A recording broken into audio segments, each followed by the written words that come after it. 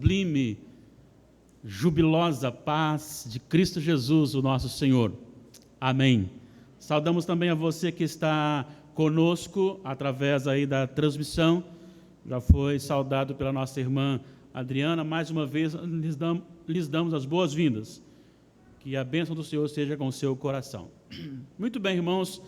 É sempre maravilhoso retornar à congregação.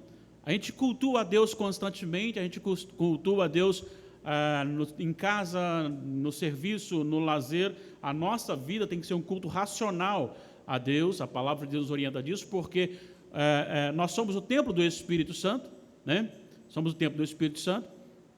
No entanto, esse culto solene, essa congregação, faz bem à nossa vida, faz bem à nossa comunhão, ela nos une mais no Senhor, e é bom retornar aqui. Dizer para os irmãos que nós estamos com muita alegria, mais uma vez, juntos aqui, poder cantar e exaltar o nome do nosso Deus, que é acima de todas as coisas. Quero convidá-lo a abrir comigo a sua Bíblia em Atos, capítulo 7. Nós faremos um estudo um pouquinho diferente hoje. Então, Atos, capítulo 7, versículo 9. Depois vamos para Gênesis 37, tá? Mas vamos inicialmente ficar aí com este versículo 9 de Atos 7. A defesa de Estevão, quando acusado, e é interessante observar as coisas, né? Como a inimizade com Deus era difícil, né? Como o ser humano odeia Jesus, porque se você olhar o capítulo 6, versículo 8, Estevão era um homem cheio de graça e poder e fazia prodígios e grandes sinais, ele fazia coisas boas para a sociedade. Ele, em nome de Jesus e como instrumento de Deus, ele ministrava cura. Ainda assim, e por causa disso, ele foi perseguido e até mesmo, então, apedrejado e veio a morrer. Eu convido a ler comigo, junto em voz audível, o versículo 9 do capítulo 7 de Atos dos Apóstolos. Leiamos. Os patriarcas invejosos de José venderam-no para o Egito, mas Deus estava com ele. Muito bem, queridos irmãos, o nosso tema hoje é: não tenha medo, Deus está no trono da história. Não tenha medo, Deus está no trono da história. A incerteza gera a insegurança, e a insegurança dá à luz o medo. E ficamos então atribulados, angustiados, devido à nossa limitação humana. Vejamos, ainda no jardim do Éden, antes da queda, Adão e Eva, embora tivessem sua natureza santa e perfeita, sem pecado, eles eram limitados porque eles precisaram de alguém para os criar. Então, este que os criou é a fonte criadora e sustentadora deles.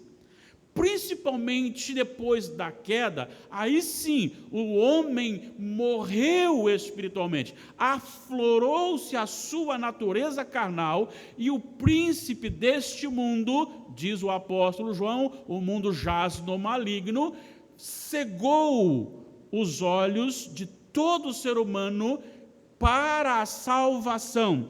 E isto então gerou não só medo por causa de não saber o amanhã, mas também por não saber, foi corrompida a sua mente, e toda a sua mente agora não consegue mais identificar um Deus soberano criador.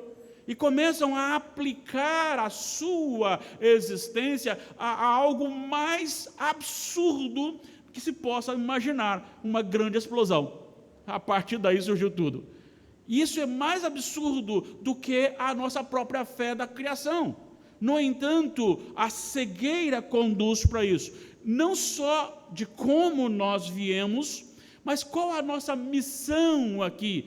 E a visão está entorpecida pelos méritos, buscando então aquilo para onde nós temos que ir. Então nós fazemos coisas para sermos bem vistos e as nossas obras nos tornarem merecedores de algo melhor.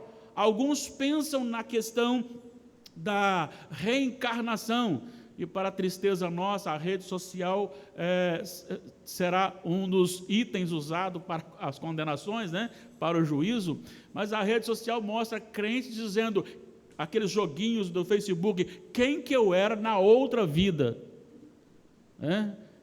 Tem que falar, olha, meu irmão, minha irmã, não existe reencarnação, não, viu? Você foi criado por Deus, vai morrer, ele vai para o céu, um só, não tem outra vida. Mas isso tudo, essa incerteza, essa insegurança, gera na gente medo. A gente olha, por exemplo, o rumo que o mundo tem tomado. Defende-se um animal e ao mesmo tempo que defende-se um animal, dizendo que esse animal não pode morrer, mata-se bebês no ventre. O chamado direitos humanos no Brasil, ele sempre está trabalhando nos presídios em prol daqueles que roubaram, mataram e estupraram. Mas eles não vão lá para a família que foi, então, vítima dessas atrocidades. E quando nós olhamos esses rumos tomados, pode surgir medo no nosso coração e pensamos, será que Deus perdeu o controle de todas as coisas? Enquanto o homem é limitado, Deus não é limitado. Por outro lado, Deus é o autor da história. E como autor, ele tem autoridade. Tendo autoridade, ele governa soberanamente. Ele governou a eleição do nosso presidente, dos senadores, dos deputados federais, dos governadores estaduais, dos deputados estaduais, dos prefeitos e dos vereadores. Ele também dominou e governou as eleições nos Estados Unidos. Ele governa todas as coisas sem nada fugir ao seu controle. Ele tem tudo na sua mão. Ele tem tudo ali no seu domínio. Nada foge ao seu controle. E tudo tem um princípio, um meio e um fim. Deus está governando a história dentro de um propósito. E Deus se utiliza, Ele faz acontecer através da própria pecaminosidade, da própria natureza corrompida, Ele conduz a história para o propósito dele que Ele pré-estabeleceu.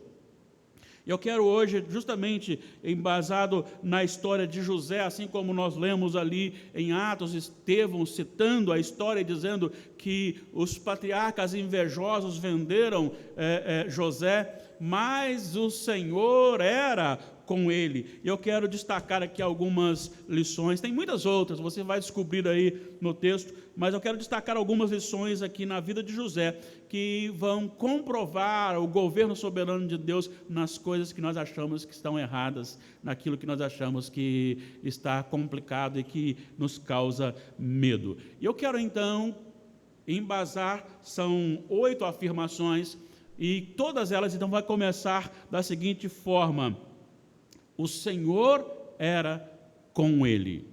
Então vamos para a primeira, a partir do capítulo 37 até o capítulo 50, nós temos a história de José. Embora comece aqui dizendo a história de Jacó, mas você vê muito mais evidência na vida do filho de Jacó. Então vamos aqui para a primeira afirmação de que Deus tem tudo na sua mão e que Ele conduz toda a história. O Senhor era com José quando o preparou para o seu ministério futuro. O capítulo 37 de Gênesis, os versículos 5 a 11, nos informam que José teve um sonho, ou melhor, 2 sonhos. E o versículo 5 diz: teve José um sonho e o relatou aos seus irmãos, por isso o odiaram ainda mais, pois lhes disse: rogo-vos, ouvi este sonho que tive. Atávamos feixes no campo, e eis que o meu feixe se levantou e ficou em pé, e os vossos feixes o rodeavam e se inclinavam perante ele. Então lhe disseram seus irmãos: reinarás com efeito sobre nós, e sobre nós dominarás realmente? E com isso tanto mais o odiavam por causa dos seus sonhos e suas palavras. Teve ainda outro sonho e o referiu a seus irmãos, dizendo: sonhei também que o sol, a lua e 11 estrelas se inclinavam perante mim. Contando-o a seu pai e a seus irmãos, repreendeu-o o seu pai, ou o pai, e lhe disse: que sonho é este que tiveste? Acaso viremos eu e tua mãe e teus irmãos a inclinar-nos perante ti em terra? Seus irmãos lhe tinham ciúmes, presta atenção, seus irmãos lhe tinham ciúmes. O pai, no entanto, considerava o caso consigo mesmo. Qual a diferença entre Jacó e os seus outros filhos? A diferença é que os outros filhos de Jacó tiveram seu coração alimentado pelo ciúme de José. Já Jacó teve o seu coração na prerrogativa de estar meditando em que poderia ser aqueles sonhos. Por que razão? Vamos lembrar um pouquinho aqui de Jacó. Jacó, por um erro cometido com o seu irmão, ele foge da fúria do seu irmão, e quando ele está fugindo, ele resolve então, muito cansado, dormir. Ele não tem onde dormir, ele dorme e usa uma pedra como travesseiro. E ali naquele momento, daquele sono, ele tem uma visão, ele percebe que não era simplesmente um sonho, era algo muito mais, era Deus falando com ele, era algo muito presente. Ele viu uma grande escada da terra ao céu, anjos subindo e descendo, e quando ele acorda, ele expressa: na verdade o Senhor está aqui e eu não sabia. Jacó já tinha experiência das manifestações de Deus na sua vida. E quando José contou os sonhos, ele sabia que tinha algo mais, que não era simplesmente uma invenção ou um desejo de superioridade de José, mas ele sabia que Deus estava preparando-o para alguma coisa a mais. Por isso vai dizer que Jacó ponderava no coração o caso consigo mesmo. Deus já estava apontando e preparando José para o seu ministério futuro. Mas também, o Senhor era com José quando o enviou para o Egito. Não se assuste, é isso mesmo. Deus enviou José para o Egito. Mas se você olhar o capítulo 37, a partir do versículo 25, você encontrará o seguinte, até o 28. Gênesis 37, 25 a 28. Ora, sentando-se para comer pão, olharam e viram que uma caravana de ismaelitas vinha de Gileade. Seus camelos traziam aromatas, bálsamo e mirra, que levavam para o Egito. Então disse Judá a seus irmãos: de que nos aproveita matar o nosso irmão e esconder-lhe o sangue? Vinde, vendamo-lo aos ismaelitas. Não ponhamos sobre ele a nossa mão, pois é nosso irmão e nossa carne. Seus irmãos concordaram. E passando os mercadores midianitas, os irmãos de José o alcançaram e o tiraram da cisterna e o venderam por 20 siclos de prata aos ismaelitas, que estes levaram José ao Egito. Espera aí, mas a minha afirmação é que o Senhor era com ele quando o levou para o Egito. Mas quem vendeu foram os seus irmãos, e quem o levou foram os ismaelitas. Vamos dar uma olhadinha no Salmo 105. Salmo 105, por favor, vai lá, versículos 16. Salmo 105.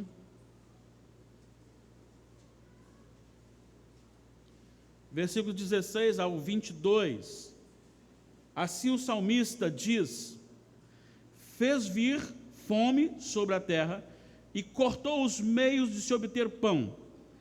Adiante deles, ou seja, do povo, da família de Jacó, do povo de Israel, enviou um homem, José, vendido como escravo.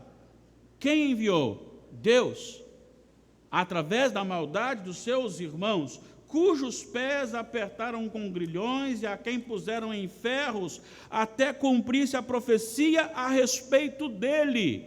Preste atenção nessa afirmação. Havia uma profecia a respeito dele. E tê-lo provado a palavra do Senhor, o rei mandou soltá-lo, o potentado dos povos o pôs em liberdade, constituiu-o senhor de sua casa e mordomo de tudo o que possuía, para a seu talante ou ao seu arbítrio, a sua decisão pessoal, sujeitar os seus príncipes e aos seus anciãos ensinar a sabedoria. Então o que nós vemos aqui são os irmãos que odiaram José, por ciúme o venderam, mas isso há um propósito por trás. Deus está conduzindo a história. E aí precisamos retornar, pelo menos em memória, em Gênesis 15, quando o Senhor chamou a Abraão e disse: olha, vou lhe dar a terra, você vai ter filho, vai ter gerações inúmeras, você não conseguirá contá-las, e a seu tempo este povo ficará escravo no Egito por 430 anos. Depois, quando a medida da impiedade deste povo chegar no limite, no meu limite, eu o libertarei. Há uma profecia, há algo acontecendo, é algo ruim, mas Deus está no controle. Deus está dirigindo. Então o Senhor foi quem enviou, e o Senhor era com ele quando o levou para o Egito. Terceira afirmação: o Senhor era com José na casa de Potifar. Quando chega ali, ele foi vendido pelos seus irmãos, e quando ele chega, o ismaelita chega, vende-o para um homem chamado Potifar. E ali Potifar coloca-o como o seu escravo trabalhando, mas se você observar, vamos lá então para o texto, 39, 2 e 3, diz assim, ele está na casa de Potifar: o Senhor era com José, que veio a ser homem próspero, e estava na casa do seu senhor egípcio. Vendo Potifar que o Senhor era com ele, e que tudo o que ele fazia, o Senhor prosperava em suas mãos. Aí vai continuar, logrou José mercê, graça, e Potifar o coloca abaixo só dele. Então havia dois homens principais na casa de Potifar e logo em seguida José. José administrava a casa de Potifar. José estava ali como um homem que Deus usou. Veja bem, não, em momento algum a grandeza está em José. É Deus em José, é Deus preparando José, é Deus enviando José, é Deus usando José. Sempre Deus. Então Deus está no controle da história, tinha que acontecer. Vamos então para a quarta afirmação: o Senhor era com José na prisão. Capítulo 39, versículos 20 a 23 dizem o seguinte: e o Senhor de José o tomou e o lançou no cárcere, no lugar onde os presos do rei estavam encarcerados.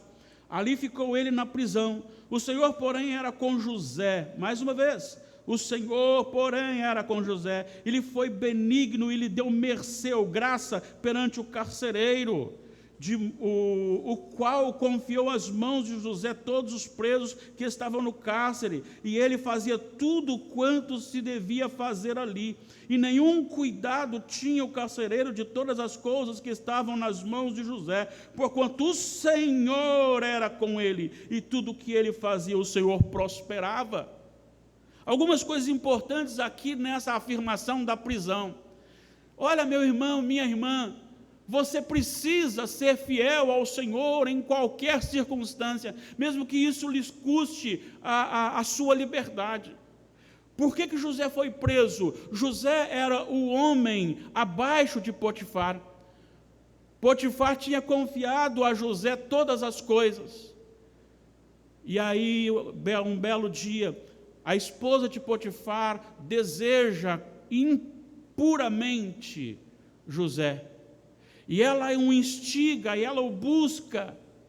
E ele está ali, só ele e ela para um serviço, e ela então tenta o agarrar, e ele se solta, ficando a sua capa na mão dela, mas ela usa isso contra ele, e é a palavra dela contra a palavra dele, diante de um senhor, de um escravo, e um esposo de uma esposa.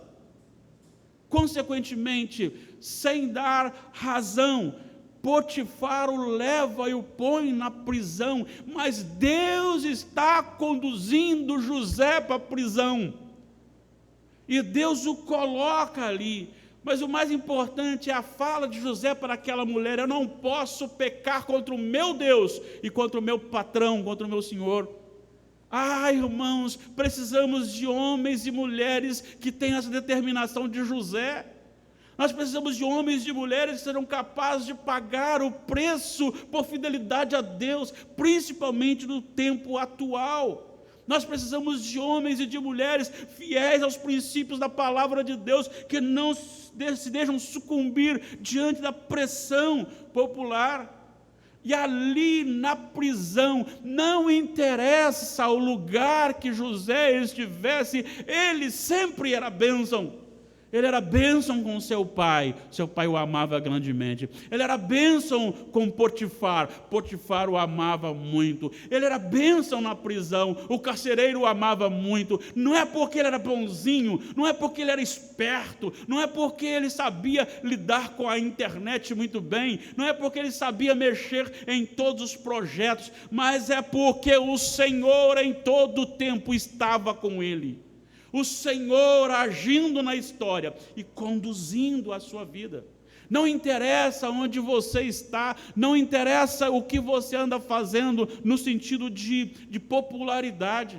O importante é você ter Deus com você, é ter Deus guiando a sua vida, é ter Deus dirigindo a sua história.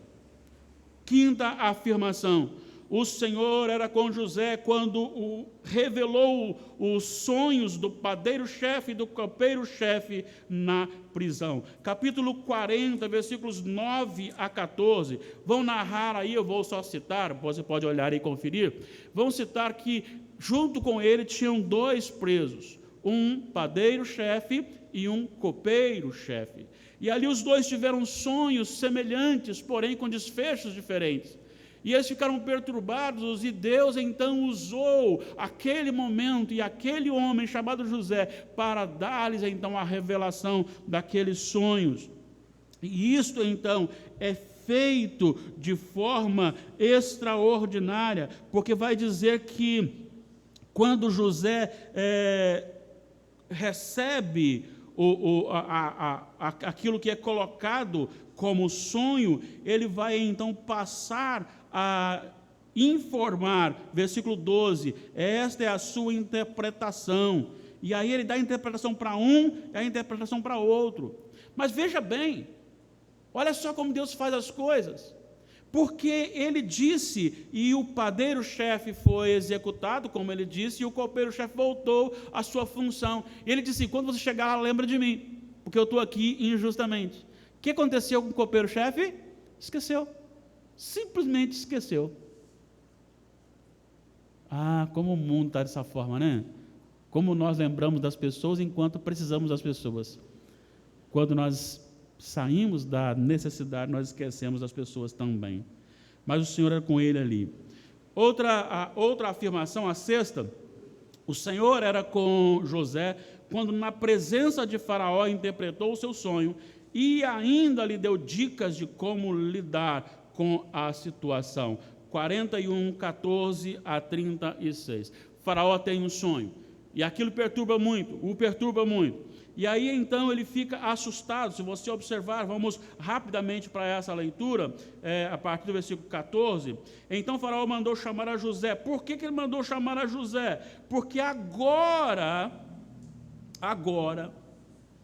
o copeiro-chefe lembrou. Será que o copeiro-chefe esqueceu simplesmente porque ele quis esquecer? Ele esqueceu porque ele quis esquecer, mas Deus está no controle.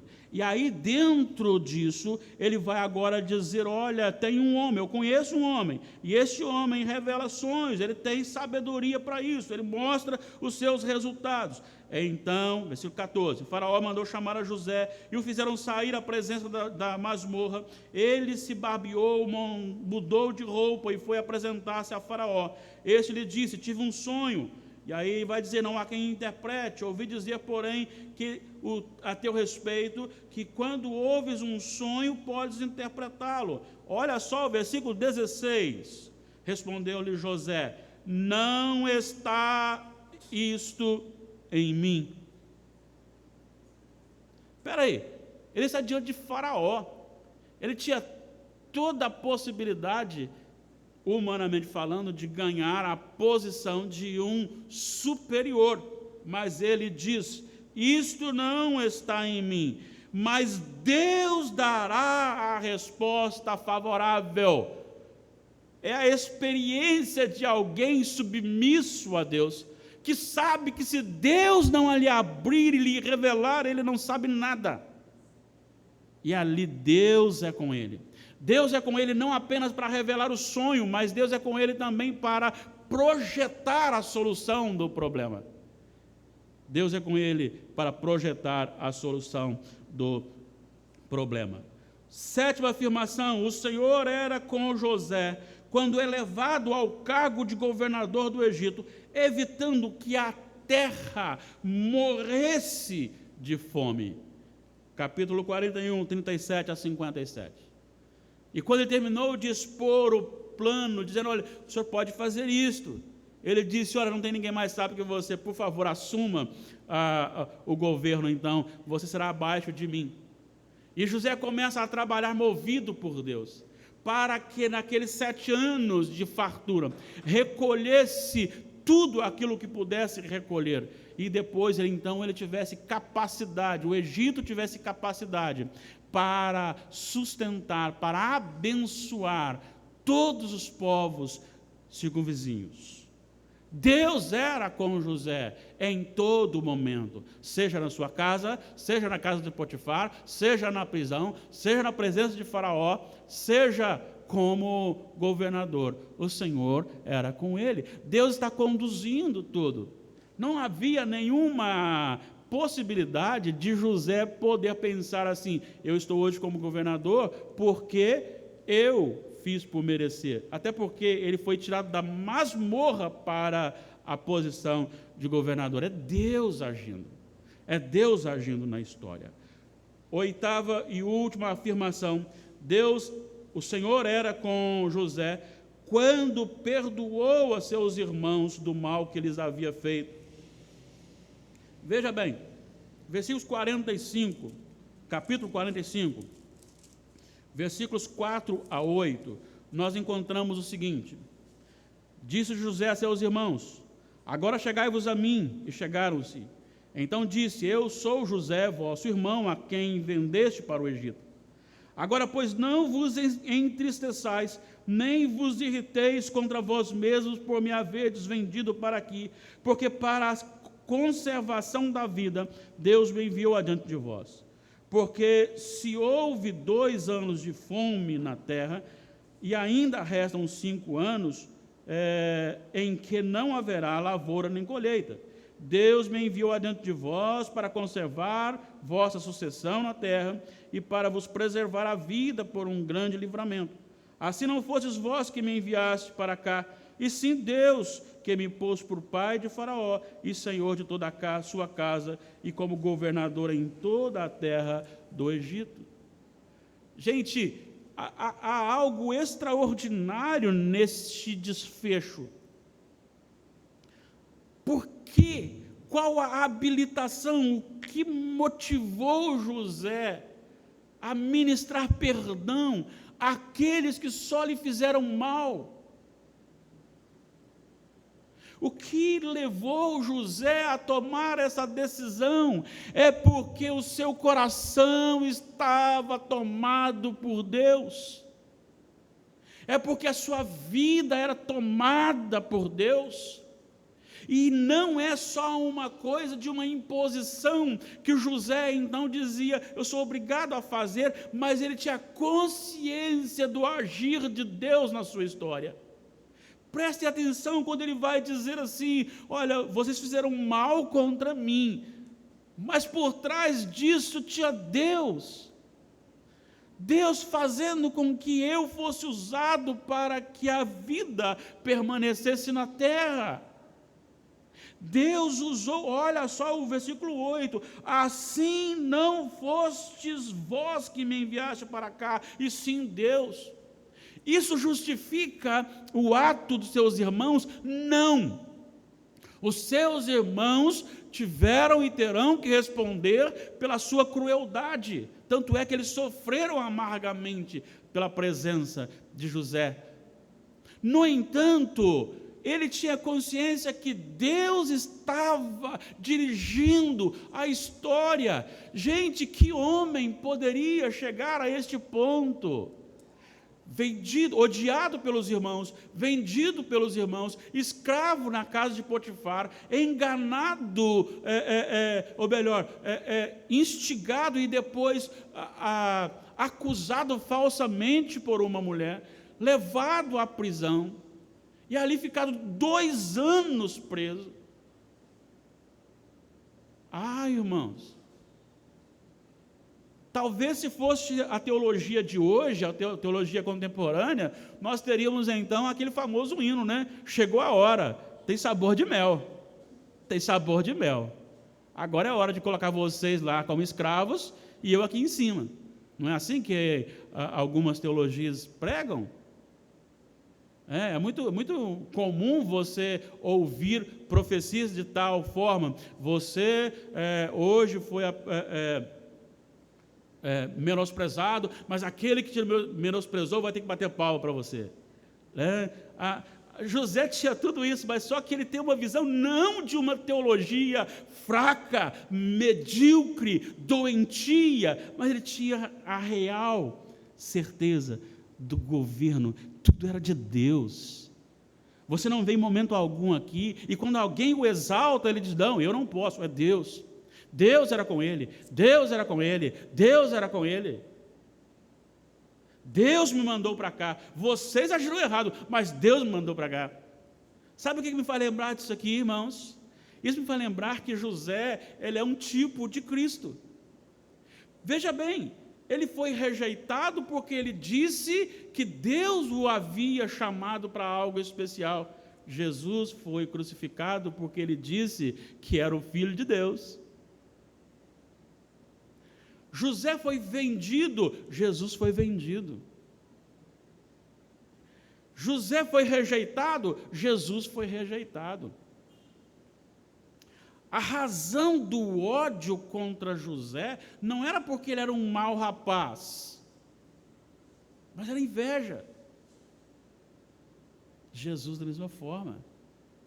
E quando nós observamos então esse agir de José, aí nós vamos para o finalzinho aqui, 50, capítulo 50.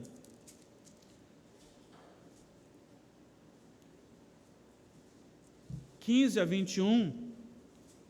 Vendo os irmãos de José que seu pai já era morto, disseram, é o caso da teologia do século 21 ser aplicada a nós agora. É isso que eu estava dizendo, para que não sabiam, né?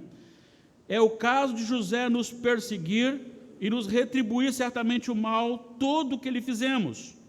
Portanto, mandaram dizer a José, teu pai ordenou antes da sua morte, dizendo, assim direis a José, perdoa, pois, a transgressão dos teus irmãos e o seu pecado, porque te fizeram mal. Agora, pois, te rogamos que perdoes a transgressão dos servos do Deus de teu pai.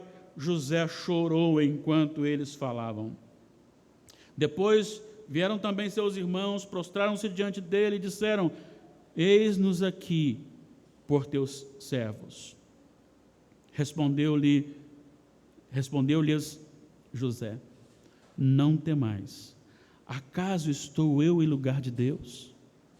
Vós, na verdade, intentastes o mal contra mim, Porém Deus o tornou em bem, para fazer como vedes agora, que se conserve muita gente em vida. Não temais, pois, preste atenção nisso, irmãos, o que é um coração de um homem de Deus?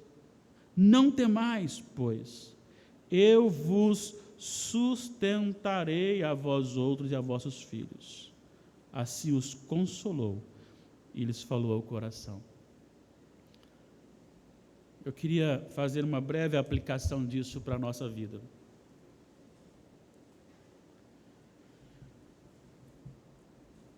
É muito comum que tenhamos medo das circunstâncias. É muito comum que olhamos para as enfermidades, olhamos para a corrupção, olhamos para o coração totalmente duro, carnal, pecaminoso do ser humano. Olhamos para a busca pelo poder, pessoas que são capazes de até matar um amigo ou um familiar para obter o poder. Pessoas que aproveitam das circunstâncias para promover-se. Pessoas que são protegidas quando fazem o mal. Pessoas que são tiradas ou tratadas como o atraso da nação quando pregam e buscam viver o amor. As coisas estão invertidas. Isso tudo vai nos causando alguns males. E de repente você vê um grupo que defende ardentemente princípios contrários à palavra de Deus. Pior ainda, pessoas que se dizem cristãs, que seguem essas pessoas. Isso tudo vai tomando uma proporção de cumprimento das Sagradas Escrituras que vão nos deixando cada vez mais acuados.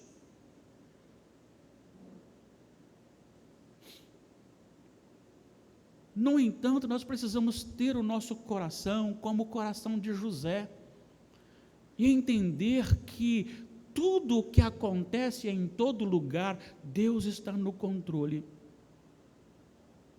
Quem se lembra de Atos, capítulo 4, quando na oração dos apóstolos, eles oraram: Senhor,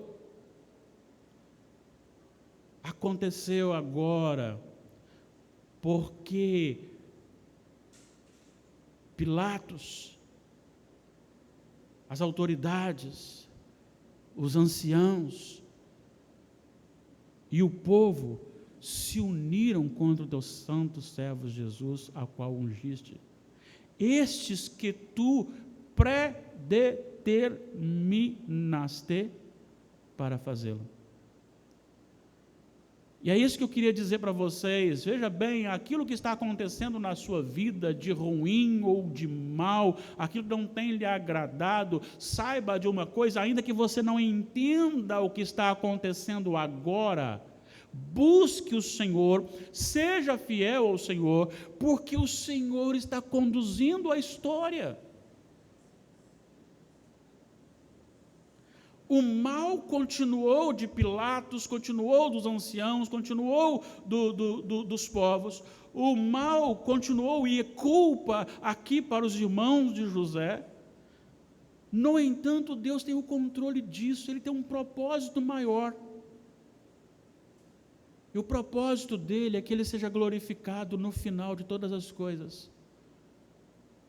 Então não tenha medo das circunstâncias, seja prudente, mas não tenha medo.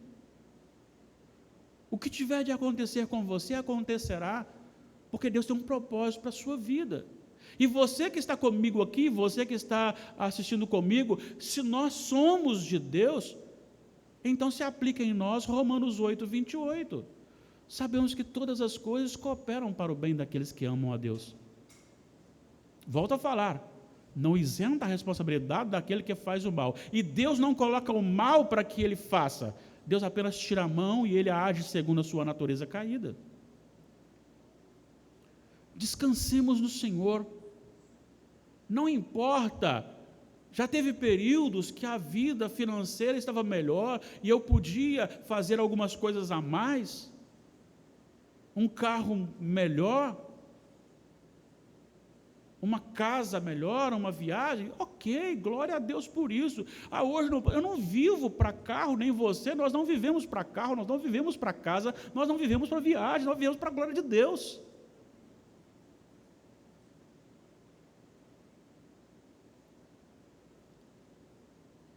Busque entender que a história está nas mãos de Deus. Que o Senhor está sentado no trono da história. Apenas seja fiel ao Senhor. Apenas seja fiel ao Senhor. Aí se isso lhe custar então um emprego, seja fiel ao Senhor. Ele pode tirar de mordomo e colocá-lo como governador. Ele fez isso com José. Ou ele pode colocar numa outra posição também, desde que você o honre em qualquer lugar. Não tenha medo. Deus está sentado agora e sempre no trono da história. Seja qual for a sua situação, coloque adiante do Senhor e diga: Senhor, em que eu tenho errado? Em que eu tenho acertado? O que eu preciso melhorar e como preciso melhorar, para que o Senhor seja adorado na sua vida e Ele continue sempre, apesar de nós, governando a história. Deus nos abençoe ricamente. Coloquemos em pé. Como é reconfortante ao nosso coração, Senhor, saber que aquilo que aconteceu com José, e para ser amplo, tudo o que aconteceu até agora, tudo isso tem um propósito, e Tu estás no controle, e tudo concorrerá para a glória do Senhor. Ah, meu Pai amado, eu sei que no último dia as coisas piorarão. Haverá, ó Pai, o homem da iniquidade, haverá as pessoas se apostatarão da fé. Aquele que se coloca contra ou no lugar de Jesus se manifestará. Será um momento difícil. Isso acontecerá, nós sabemos. Mas nós vemos além disso. Nós vemos a promessa de quando só o céu se abrir e Cristo Jesus descer, e nós como igreja sermos reunidos com Ele em glória, para a glória do Senhor. A história é tua, tu a escreveste e tu a farás cumprir soberanamente. Por isso nós podemos descansar em Ti. Graças te damos por este conhecimento e por nos fazer lembrar novamente desta promessa. Em nome de Jesus, recebamos a bênção. Que a graça de nosso Senhor e Salvador Jesus Cristo, a paz gloriosa, o amor de Deus o Pai, a comunhão, as ternas consolações do Espírito Santo, sejam conosco hoje aqui reunidos, sejam com o povo de Deus hoje e para todo sempre.